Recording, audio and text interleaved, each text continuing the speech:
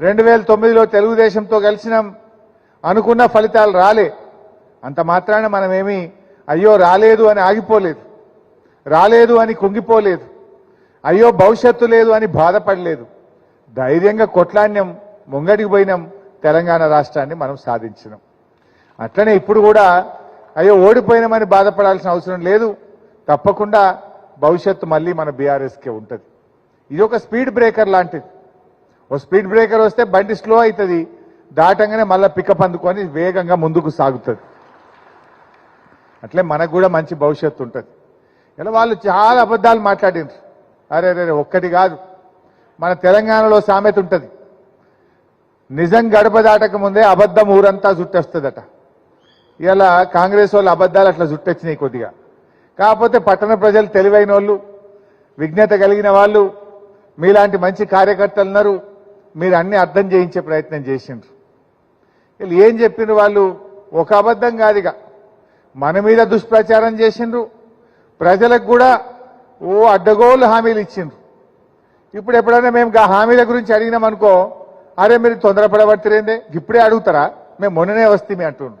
మరి మీరే కదా డేట్లు పెట్టింది. ఎవరు పెట్టిండ్రు డేట్లు? ఫుల్ పేజ్ యాడ్లు ఇచ్చిండ్రు పేపర్లల్లా.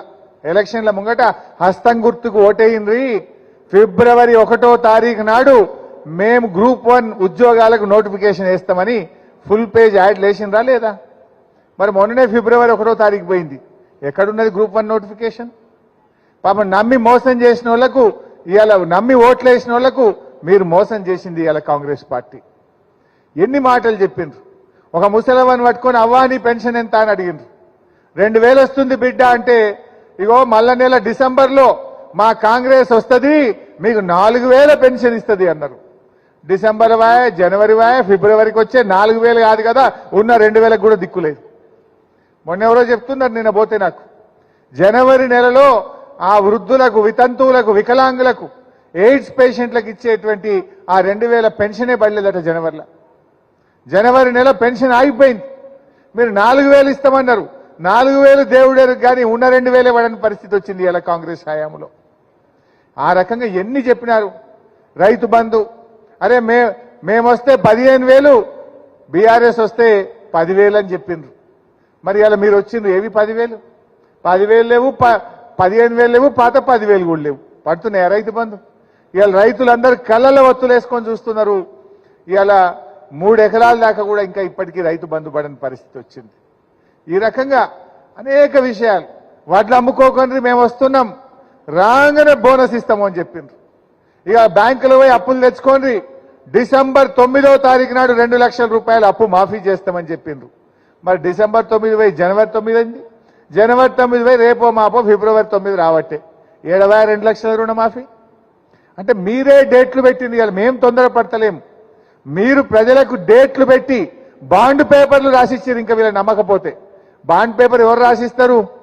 నమ్మకం కుదరకపోతే బాండ్ రాసిస్తారు, నోటరీ రాసిస్తారు. వీళ్ళు లాస్ట్కు తెలంగాణ ప్రజలకు నోటరీలు ఇచ్చిండ్రు, బాండ్ పేపర్లు ఇచ్చి ఇక మా మాట అంటే మాటే అని చెప్పి ప్రజల్ని నమ్మించేటట్టు చేసి ఇవాళ మోసం చేసిన పరిస్థితి ఉంది. ఊర్లలో పోయి 2 లక్షల రుణమాఫీ మేము చేస్తూనే ఉన్నాం డిసెంబర్ 9 అంటే ఎవరైనా కొద్దిగా ఆశపడతారు కదా. మరి ఏమైపోయారు 2 లక్షల రుణమాఫీ? ఏకకాలంలో చేస్తామని బాండ్ పేపర్లు ఇస్తుంది, నోటరీలు రాసిస్తుంది, ఇవాళ మాట తప్పినటువంటి పరిస్థితి. ఇదే విషయాన్ని మనం అడిగితే ఏమంటారు? అరే మీరు తొందరపడుతున్నారేంది అని పడుతుంది. మరి ఎవరు చెప్పమందా నేను బాండ్ పేపర్లు రాసిచ్చి 9 తారీఖు చేస్తామని చెప్పింది మీరు కాదా? డిసెంబర్ నెలలో ఉచిత కరెంటు స్టార్ట్ అవుతుంది, మా సోనీ అమ్మనే మీ కరెంటు బిల్లు కడుతుంది అంటారు. మరి డిసెంబర్ పోయి ఫిబ్రవరి వచ్చే ఈ బిల్లు ఎవరు కట్టాలి? ఇప్పుడు మరి బిల్లులన్నీ సోనియా గాంధీకి పంపిద్దాం, మరి మనం పోస్ట్లా కట్టమని చెప్పుదాం. చెప్పలేదా రేవంత్ రెడ్డి? మా సోనియా గాంధీ కడుతుంది అన్నాడు. మరి ఇలా ఫిబ్రవరి నెల వచ్చినా కరెంటు వాళ్ళు వచ్చి ముక్కు విండి బిల్లు వసూలు చేస్తూ ఉన్నారు. అంటే ఈ రకంగా అనేక దుష్ప్రచారాలు చేసిండ్రు. ఇలా అద్భుతమైన సెక్రటరియట్ కట్టిండు మన కేసీఆర్, 125 అడుగుల అంబేద్కర్ విగ్రహాన్ని పెట్టిండు మన కేసీఆర్, అద్భుతమైన కాళేశ్వరం ప్రాజెక్టు కట్టిండు మన కేసీఆర్, హైదరాబాద్ లో ఇటు చూసినా ఫ్లైఓవర్లు కట్టి ట్రాఫిక్ జాములు లేకుండా చేసిండు మన కేసీఆర్, ప్రగతి భవన్ కూడా కట్టిండు మన కేసీఆర్. ఎన్ని అబద్ధాలు ఆడిండ్రు వీళ్ళు. ఉత్తమ్ కుమార్ రెడ్డి పిసిసి అధ్యక్షుడే అన్నాడు, ఇక ప్రగతి భవన్ లో 150 బెడ్రూమ్లు ఉన్నాయి అన్నాడు. స్విమ్మింగ్ పూల్ ఉన్నదన్నాడు. ఇట్లా కట్టిండ్రు అట్లా కట్టిండ్రు అని ఆ రోజు మన మీద బురద చల్లిండ్రు. మొన్న నేను అసెంబ్లీలో పట్టుకొని గట్టిగా అడిగిన, అయ్యా ఉప ముఖ్యమంత్రి గారు, ఇప్పుడు నువ్వే పోయి ప్రగతి భవన్లు ఉంటున్నావు కదా, ఇప్పుడు చెప్పవే ఇప్పుడు ఎన్ని బెడ్రూమ్లు ఉన్నాయో ప్రజలకు సమాధానం చెప్పు, ఈ అసెంబ్లీ వేదికగా నిన్ను అడుగుతున్నా అన్న. నోరిప్పితే ఒట్టు తలకాయకి ఎందుకేసుకొని నవ్వుతున్నాడు. ఇక మరి చెప్పాలి కదా 150 ఉంటే, చెప్పాలి కదా స్విమ్మింగ్ పూల్ ఉంటే. అంటే ఎన్ని దుష్ప్రచారాలు చేసిందంటే బట్టగాల్చి మీదేసినట్టు చేసి రాజకీయంగా లబ్ధి పొందిండ్రు. బాధ కలిగేది ఏంటంటే ఎవడన్నా ప్రతిపక్షంలో ఉన్నప్పుడు అంటే అబద్ధాలు ఆడతాడు, ఏదో గెలవాలని మాట్లాడతాడు. కానీ వీడు అధికారంలోకి వచ్చినాక కూడా అబద్ధాలే. కనీసం నేను మిమ్మల్ని ఏమంటున్నా, ఇలా గెలిచిండ్రు, ఏదో ప్రజలు మిమ్మల్ని నమ్మి ఓట్లేసిండ్రు, నిజాయితీగా పాలించండి, ప్రజలకు ఇచ్చిన మాట నిలబెట్టుకోండి. అది ఇలా చేతగానటువంటి పరిస్థితి ఇలా కాంగ్రెస్ పార్టీది. వాళ్ళకి అర్థమైపోయింది, మేము ఇక ఇది ఇచ్చేటట్లేమో మాది కాదు అని వాళ్ళకి అర్థమైంది. అందుకే ఈ మధ్య కొత్త డ్రామా స్టార్ట్ చేసిండ్రు. ఏంటి విన్నారా మీరు?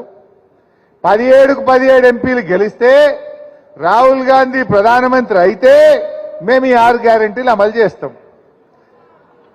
ఈ దేశంలో ఎవళ్ళన్నా చెప్తాడు రాహుల్ గాంధీ ప్రధానమంత్రి అవుతాడే.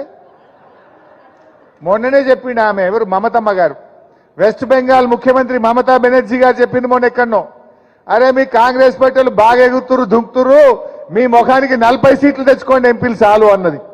మీకు 40 సీట్లన్నీ వస్తాయా అన్నది మమతా బెనర్జీ గారు.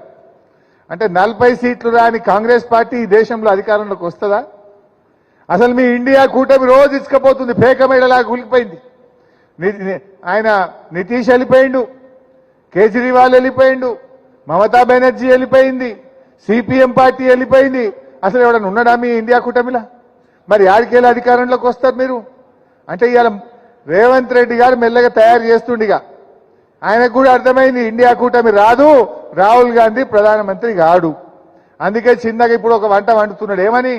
అరే ఢిల్లీలో మా గవర్నమెంట్ వస్తుంది అనుకున్నాం, రాలేదు, ఇక ఈ 6 గ్యారెంటీలు మాకు చేత కాదు అని చేతులు లేపనీకో కొత్త వంటకం స్టార్ట్ చేస్తా ఉన్నాడు. ఈ విషయాన్ని మనం ప్రజలకు చెప్పాలి. నిజంగా నువ్వు ప్రజలకు ఇచ్చిన మాట నిజమైతే ఈ పార్లమెంట్ ఎన్నికల్లోపు మా అవ్వా తాతలకు 4000 పెన్షన్ ఇచ్చి నువ్వు ఓట్లు అడగాలని చెప్పి నేను డిమాండ్ చేస్తా ఉన్నా. నిజంగా నీ మాట మీద ఉండేవానివైతే పార్లమెంట్ ఎన్నికల నోటిఫికేషన్ వచ్చే లోపు మా అక్క చెల్లెలకు నెలకు 2500 రూపాయలు బ్యాంకులలో వేసి నువ్వు ఓటు అడగాలని చెప్పి నేను డిమాండ్ చేస్తా ఉన్నా. రేవంత్ రెడ్డి నిజంగా నువ్వు మాట మీద ఉండేవాడివైతే డిసెంబర్ 9 2 లక్షల రుణమాఫీ చేస్తా అన్నావు. ఆ రుణమాఫీ చేసినాకనే మా రైతుల ఓటు అడగాలని చెప్పి ఈరోజు నేను డిమాండ్ చేస్తా ఉన్నా. నీకు నిజాయితీ ఉంటే నువ్వు మాట మీద నిలబడు, కానీ అన్ని జూటా మాటలు మాట్లాడు. ఇవాళ కాంగ్రెస్ పార్టీకి అర్థమైపోయింది, అలవాటైపోయింది. ఇవాళ మార్పు మార్పు అన్నారు, ఏమైనా మార్పు వచ్చినా? అదే 2 నెలల్లో వచ్చింది, కొద్దిగంత మార్పు వచ్చింది. 6 లక్షల మంది ఆటో కార్మికులను రోడ్డు మీద వేసిండ్రు. 6 లక్షల మంది ఆటో కార్మికుల జీవితాలు మాత్రం ఆగం చేసి ఇలా మార్పు అయితే తెచ్చిండ్రు మీరు. ఇలా ఇప్పటికి 12 మంది ఆటో రిక్షా కార్మికులు ఆత్మహత్య చేసుకున్నారు. ప్రగతి భవన్ ముందు పోయి ఆటోను తగలబెట్టినటువంటి పరిస్థితి మనం టీవీలో చూస్తే బాధ కలుగుతా ఉంది. మార్పు వచ్చింది. మా సుధీర్ అన్న చెప్పినట్టు ఊర్ల పన్ను అయితే రోజుకు వ్యవసాయానికి 8 గంటల కరెంటు తీసేస్తుండ్రు. పట్టణాలలో అప్రకటితమైన కరెంటు కోతలు, అర్ధగంట గంట కరెంటు పోగానే కాంగ్రెస్ వచ్చింది కరెంటు పోయింది అంటారు పబ్లిక్. ఒక స్కూల్లో అమ్మాయి అన్నదట మొన్న ఒక రోజు స్కూల్ అయితా ఉంటే 9వ తరగతి అమ్మాయి, ఆయన టీచర్ పాఠం చెప్తుందట, కరెంటు పోయిందట. ఆ అమ్మాయి ధన్మన్ అన్నదట, కాంగ్రెస్ వచ్చింది కరెంటు పోయింది అంటుందట. 9వ తరగతి అమ్మాయి లాస్ట్కు. ఇవాళ కరెంటు కోతలు, ఇవాళ మార్పు వచ్చింది, కరెంటు కోతల్లో మార్పు వచ్చింది. అదేవిధంగా రైతు బంధు